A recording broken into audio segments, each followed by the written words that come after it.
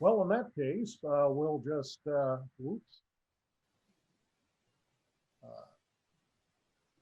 do it manually.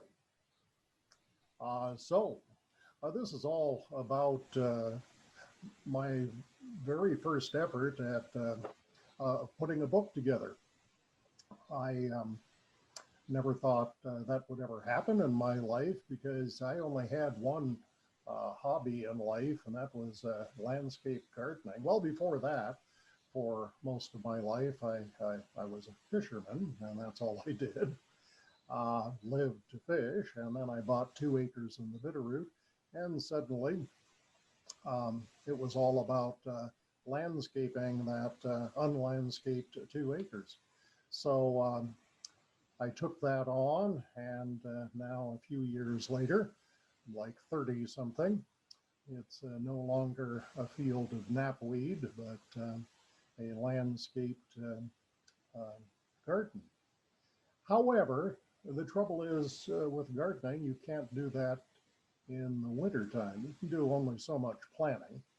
And so I had to find a new hobby. I decided that since I retired from a world of journalism, that perhaps it might be interesting to go to the Missoula Public Library and check out old newspapers from the turn of the century and earlier to see what journalists of those days found as interesting subject matter and look at their writing styles, etc. Well, the Montana collection, the Adra Roman Research Room, became my favorite room in the world, um, along with the University of Montana's Mansfield Library. And they have these wonderful, this is a stock um, footage. I didn't have one of the actual, either one of the libraries, but this is typical of what they look like, drawers and drawers of microfilm that were done years and years ago with wonderfully sharp black and white equipment. They captured every page of every newspaper that was submitted to the Montana Historical Society. And I became very familiar with the wonderful Scan Pro 3000, a wonderful machine. And at first, it was a manual operation. If you found a newspaper in which you were interested, you would do, in essence, a screen grab of that newspaper page and then convert it to put it on a thumb drive at the library. Well, I found all sorts of wonderful old newspapers from the late 1800s in Missoula. There was the Western Democrat, and as the name implies, it was representative of the Democratic point of view in Missoula. There was the Evening Missoulian that changed names many times, but at that point in 1894, it was the Republican voice of Missoula. There was the somewhat independent Northwest Tribune printed in Stevensville and Ravalli County. And another Missoula newspaper was the Evening Republican. And then now and then you find a very unique newspaper. This is the Bear Mountain News, which, and it's only 4 pages. It's volume one, number one, the one and only, printed in Garnet. So it's the Garnet area, Bearmouth, Garnet, Coloma area of Montana, and some fascinating insight into the mining history of that area. This particular one was donated to the Missoula Public Library, and they made a microfilm of it. And it's, like I say, all of 4 pages, one of the shorter microfilms.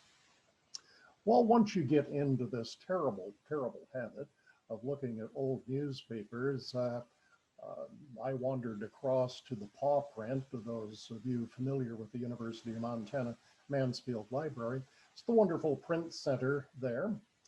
Students go in and have all sorts of things printed out for them. But they also have a tremendous machine somewhere in a back room at the University of Montana Mansfield Library, which digitizes microfilm. And I was elated to meet Glenn Kneebone, the manager there years ago. And for, a few bucks, 25, 35 bucks or whatever, I could get an entire roll of microfilm transferred to a digital file. So I didn't have to do it all myself at the Missoula Public Library. Well, of course, that hobby got out of hand. And I have virtually every newspaper in Western Montana in the 19th century, it seems. And interrupted a bit now by the fact that the library has been closed here in Missoula. I'm hoping to get back into their new Montana room. But in any event, I have just hundreds and hundreds, thousands of pages of newspapers from early Montana. My research continued into old newspapers, and that led me to the Missoula County Record Center.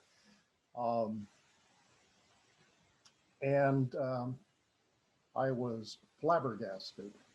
Keith Belcher, who's the manager there, took these photos for me yesterday and sent them to me since I didn't have any interior pictures of the facility, although I've been there so many times. Stacks after stacks after stacks of records of Missoula County, county commissioner meeting records, etc. All of the district court files, all of this wonderful obscure building that no one would ever notice. Where the infamous Fox Club is there on Brooks, that you could turn off there and head into the Southgate Mall. Well, they're just down a side street, a warehouse with no sign on it. And this warehouse is just filled with boxes and boxes of materials. And having researched a number of interesting characters in early Montana newspapers, one of the most famous, of course, that most all of you have heard of, Mary Gleim, the Madam of Front Street. She was actually indicted by the grand jury in 1894 on a attempted murder charge stemming from the dynamiting of her competitor just a few doors down, Bobby Burns. She hired a couple of guys and they blew up the building. Well, I just had to follow this story, and she ran into the court system day after day. Here's just one handwritten item found at the county record center, in which a police magistrate is hearing the case of defendant Mary Gleim, who is charged with disturbing the peace of West Front Street and the inhabitants thereof. And she claims this is a note from her attorney, Murray Musgrove, saying she in no way disturbed the peace therein, and that the whole thing should be dismissed. Well, the interesting thing about Mary Gleim is she won practically all of her court cases, and they were thrown out. If you don't know about Mary Gleim, no picture, to my knowledge, has been found of the woman. She is described as a 300 plus pound woman with the temperament of a grizzly bear. You didn't want to confront her. One story had her on an evening stopping by the Catholic priest's home and engaging them in a conversation. She was a well-educated woman, engaging them in a conversation about religion. Well, one thing led to another, and she was a little tipsy, and she beat up the priests and departed the scene. Again, one of those cases that came before the courts and went nowhere. Well, this case finally did in the summer of 1894. Mary was charged with attempted murder in the dynamiting of her competitor's building. As it turned out, the couple of miscreants she hired to do the job uh, sort of targeted the wrong building next door to Bobby Burns' place. And so he, with the exception of some of his toiletries and a wash bowl from another room in his abode, which ended up in the top of a tree along the Clark Fork River, he was uninjured. Well, this sort of thing, she was finally convicted and sent to prison for, I believe, 10 years. She only served one. She appealed. The decision was reversed, and she was back on the street again in a very short amount of time. Another character that caught my eye along the way, and he is indeed the fellow who was named the sneakinest man that ever was Colonel KFW Beescove, otherwise known as Coyote Bill. He lived up the Rattlesnake, um, and he was a bit deranged. His neighbors many times tried to have him arrested as an insane person. That never really worked. He claimed just about every piece of property around him belonged to him, despite the fact that it didn't. And at one point confronted two woodcutters and claimed they were cutting wood on his property.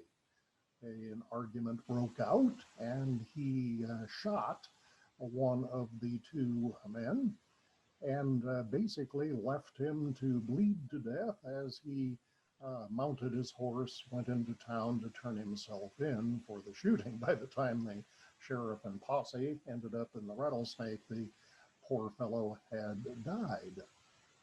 He was indeed sent to prison on that, and it is his trial that I found the entire record of his trial at the Record Center.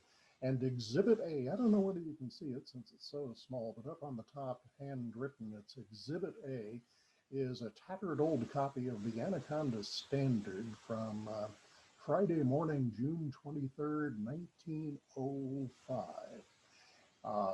Fatal shot by Coyote Bill, William Burrig, the victim of the shooting up Rattlesnake Creek. And it had the one and only photo I've ever found of the man, and it became part of the cover of my book. Well, not content with just researching things, of course, one of our members, Tom Storch, talked me into doing a Molly course some years ago on some of my findings in the world of old newspapers.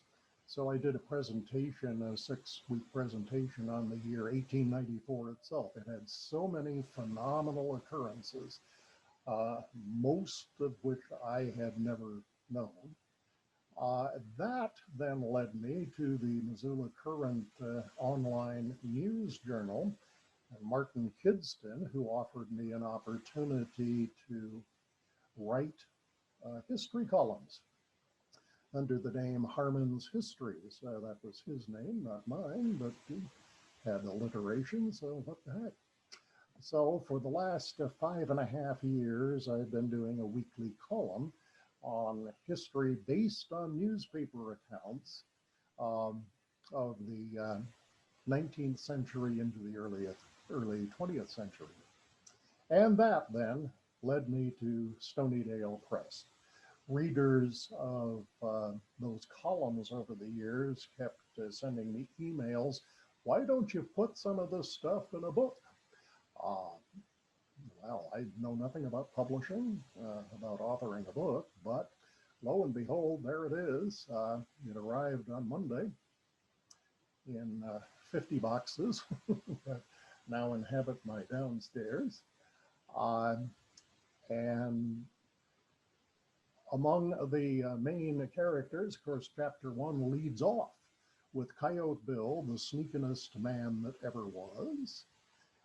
It goes on to detail the life and times of Daniel Bandman, the well-known Shakespearean actor known as Missoula's great tragedian, who performed in wonderful venues, including a theater that was converted from a stable. And his first performance on a warm June night was rather odoriferous. And one of the fellows in the performance, as one story goes, um, had to disappear off the stage, so they used a trap door. That actor said, "That's it. I'm not coming back for performance number two." The trap door, of course, had him fall right down into the old manure pile of the livery. And so that those were the early days of Missoula's theater scene. I had to include the story of Dun Creek Nell, who is famous in my town, my hometown of Libby, a most cantankerous woman. And I included some stories that Mr. Puckett told me and our group about Swede John Rastus Reed and the Cedar Beasts. Some of my favorite stories ever. You're just a wonderful storyteller.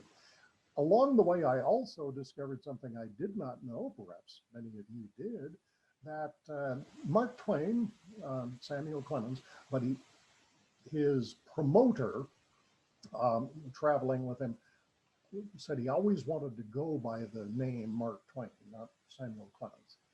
And so this was the 2-year worldwide tour of Mark Twain in order to raise money to pay off debts. He had become quite indebted by the late 1800s. So it was the idea to go on tour. And that is a chapter in the book titled Twain Takes a Wrong Turn on His Way to Fort Missoula. He actually became lost. Anyway, the Center for Mark Twain Studies of Emory College in New York allowed me to use a number of photos that they had in their collection. To the left, if you can see it, is Mark Twain with Senator Wilbur Sanders. The lower right is the two of them plus Mrs. Henry Ward Beecher. This is August 5th of 1895 at the train station in Missoula, arriving for a one-night appearance in the Garden City. After that appearance, which went well at one of the opera houses in Missoula, he was invited out to Fort Missoula the next day. And these are shots of, at the left, Mark Twain sitting in a chair along with a couple of officers, and the lower right is Twain with Colonel Andrew S. Burt looking toward soldiers in the distance parading in the parade field. He was feeling quite fit the morning after his performance, so on August 6th, he said, no need for a carriage out to the fort. I'm just going to walk out to the fort. Well, he took a wrong road for about 6 miles and was heading back when the fort ambulance, which was used as the carriage for the guests, spotted him off at a distance, and he ran toward the carriage, exhausted, and literally had nothing to say to his companions in the rest of the ride out to the fort. He was just tuckered out. Well, Major J.B. Pond kept a diary of that world tour, including his stop in Missoula, Montana, and combined with the photos, the newspaper stories, and Major Pond's account, I ended up including it as in chapter 5 of the book, Mark Twain takes a wrong turn on the way to Fort Missoula. I don't know whether you can see it. Hopefully you can see it. As they got on a little taxi wagon to go from the train station to a downtown hotel in Missoula, the Florence Hotel, Twain observed this man on a bicycle pulling a saddled horse. And he turned to his companion and said, "There's Missoula up to date, bicycle and horse." And that was just his wit as he headed into town. Now, in order to understand much of what is in this book, one has to know newspaper terminology. So you may all feel free to open your microphones at this point, and let's go through this list and see how many of you can see it, I hope, and maybe know what these terms are. The first one is quill drivers. Any guesses? Reporters. You've got it. The reporters of the day were quill drivers. Vags. Vagabonds? Yeah, close. Vagrants. Okay. And boy, they were not treated nicely in Missoula in the early days. It wasn't considered a homeless issue. There was no Poverello Center. They were thrown in jail. Wow. The Midway Pleasants.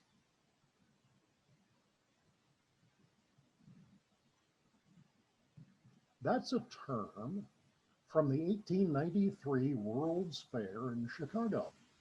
It would apply in a circus or a venue like that. The Midway, well lighted, and for your entertainment, therefore the French, I guess it's a French word, pleasance, Plaisance. Well, it was used in reference jokingly to Missoula's red light district as the Midway Pleasance. Mm-hmm. Electric fluid. Booze. Hollow squares. Bars. What? Bars. Oh. Saloons. Hollow squares. Cracker City.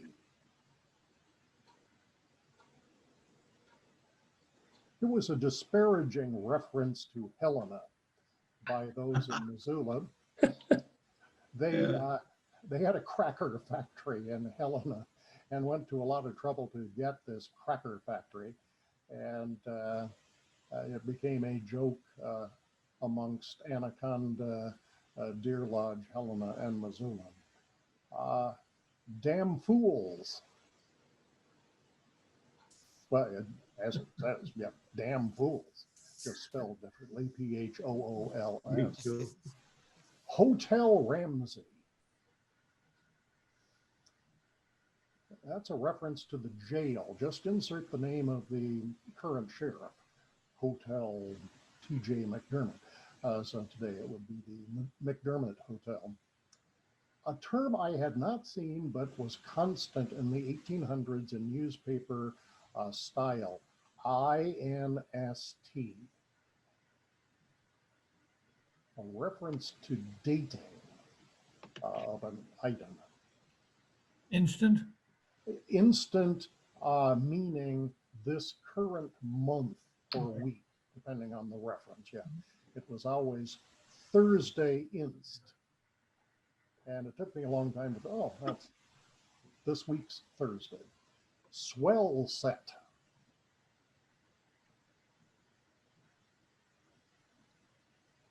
Dandies? Could be. Mostly it's the social circles of Missoula. It was a reference to the hoity-toity of the city, the various social circles.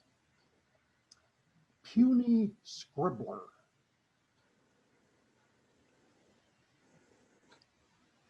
Got to be a lousy reporter or something like that. Very good. It was a derogatory term used by one newspaper about another newspaper, the puny scribbler. Don't give those trolls online any ideas here. Common wheelers. The common person, the laborers. Yes, in a specific usage. I didn't realize, but I spent so much time on 1894 because of the phenomenal things that happened in that year. Common wheelers were a reference to the unemployed. There was, 1893 was the beginning of a terrible recession, if not mini depression. The railroads had overbuilt and suddenly found themselves stopping the building, therefore laying off many workers, cutting back on the number of trains and service. Many of the unemployed were railroad engineers and other railroad workers. They all formed under a variety of umbrellas, groups known as common wheelers, who were going to march on Washington demanding things be fixed and demanding jobs.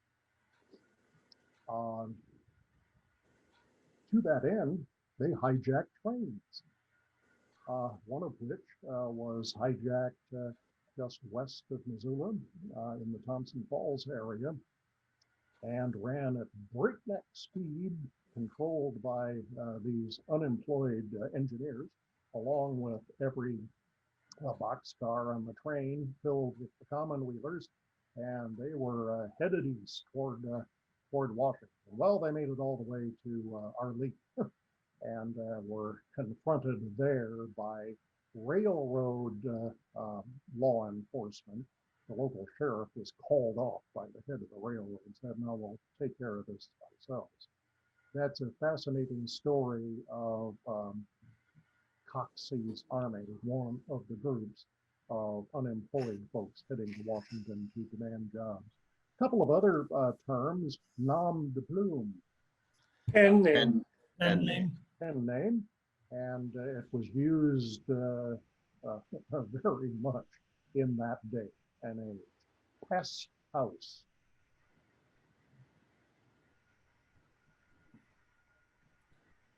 It actually had two meanings. One was the jail. It was a hospital for the indigent. And the other was for the indigent. You're quite right. And a reference to the baby county. Probably Ravalli. You got it, James. Ravalli County. Ravalli split off from Missoula in 1893. And in 1894, as Missoula journalism, it was quite often referred to as the baby county. It didn't have much of a place in the Yeah, local let me field. stop you just a second. If Yes, you sir. go down to the lower right-hand corner, I think you Oops. can make these slides bigger. Lower right. Yeah, you see Oh. down there where it says 75? Oh, yes. Okay, never mind. Cancel that. Oh my gosh, Not that big. he's out of control. So Jim, can you start over? Thanks, Lou. Oh, no. Okay. It's too big. Now it's too big for the cookie? I can't read the bottom line. Really? Oh, I can move it. Excuse me. Right. Anaconda v. Helena, Western Democrat v. Missoulian. Is all that on the screen? I got it now. Okay, it's just your eyesight. Okay, cookie. Yeah. All right. I'll drop that down just a hair. Thank you, James. You've saved us. The newspapers, of course, in 1894 took sides in the fight for which city would be the capital of the Montana territory. And the Missoulian backed Helena. And the Western Democrat across the street certainly took jabs at the Missoulian personally, and also at the idea of supporting Helena. This is what Dennis Zweibold had to say about this whole fight. And I found this one clipping he refers to at the bottom, which sort of says it all about the fight over Anaconda v. Helena for the capital. The Missoulian whittled away at the margins. What has Anaconda ever done for Missoula anyway? If Christ came to Anaconda, he would be compelled to eat, sleep, drink, and pray with Marcus Daly. And it ended up being Helena. And Missoula did vote that way. One of the fun stories I found, was the swiping of the toothsome Turk. And that ended up in the book as the hijinks gone bad, the Great Turkey Heist of 1893. In short, a wonderful offshoot of the Masons, as best I can tell. We're just having great fun stealing things at the expense of others.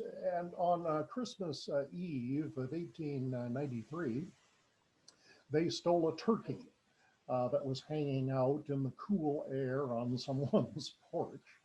And they hired some local poor fellow to do the stealing and take it down to a local cafe and have it cooked up for these members of this group.